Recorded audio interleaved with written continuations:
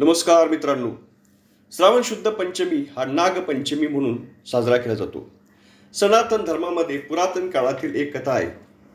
कालिया नाग, जो श्रीकृष्णाशी लढण्यासाठी यमुना नदीच्या पात्रामध्ये लपून बसला होता. या कालिया नागाचा पराभव श्रीकृष्णाने केला आणि त्याचा वध करून कालिया नागाला मारून श्रीकृष्ण यमुना नदीच्या पात्रातून सुखरूप बाहेर आले. तो दिवस होता श्रावण शुद्ध पंचमी आणि हाच दिवस नागपंचमी म्हणून साजरा केला जातो. या दिवशी नागांची सापांची पूजा करतात. तसे नाग आणि साप हे शेतकऱ्यांचे मित्र. शेतामधील उंदीर ते खातात आणि पिकाची नासधूस करणाऱ्या उंदरापासून शेताचं रक्षण करतात. आणि त्यामुळेच सापांना आणि नागांना शेतकऱ्यांचे मित्र सुद्धा म्हटलं जातं. म्हणून सुद्धा सापांची आणि नागांची पूजा करायची असते, त्यांना मारायचं नसतं, हा संदेश दिला जातो. तसेच आपल्या पत्रिकेमध्ये जर काल सर्पदोष असेल, सापांची नागांची भयानक स्वप्न आपल्याला पडत असेल, मनामध्ये कुठली तरी भीती वाटत असेल, तर आपण नवनाग स्तोत्र सुद्धा नियमित म्हणू शकता.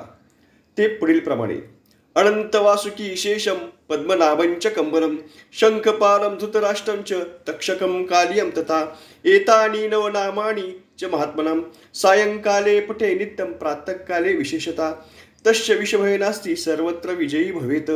म्हणजे हे नवनाग स्तोत्र, म्हणजे नऊ नागांचं नाव घेतल्याचं हे जे स्तोत्र आहे, हे जर तुम्ही सकाळी आणि संध्याकाळी जर म्हटलं तर तुम्हाला विषभय नाही, विषभयापासून तुमची सुटका होईल आणि तुम्हाला सर्वत्र विजय मिळेल, असं या स्तोत्रामध्ये सांगितलेलं आहे. तसेच काल सर्पदोषातून, पितृदोषातून सुद्धा मानवाची मुक्ती मिळेल. म्हणून प्रत्येकाने श्रद्धेने नागाची पूजा करावी व नमस्कार करून प्रार्थना करावी. प्रत्यक्ष नागाची पूजा करणे शक्य नसेल तर नागदेवतेची पितळाची, तांब्याची किंवा सोन्याची प्रतिमा तयार करून त्याची सुद्धा आपण पूजा करू शकता. किंवा नागाच्या मूर्तीची सुद्धा आपण पूजा करू शकता. नागाला गंध, अक्षता, फूल वाहून तसेच दुधाचा व लाह्यांचा नैवेद्य दाखवून नागाची पूजा केल्यानंतर नवनाग स्तोत्र म्हणून प्रार्थना करा. त्यामुळे आपल्या जीवनामध्ये सुख, शांती व भरभराट येईल. तसेच आपल्या पत्रिकेमध्ये जर काल सर्पदोष असेल तर तो दोषसुद्धा नाहीसा होईल. धन्यवाद.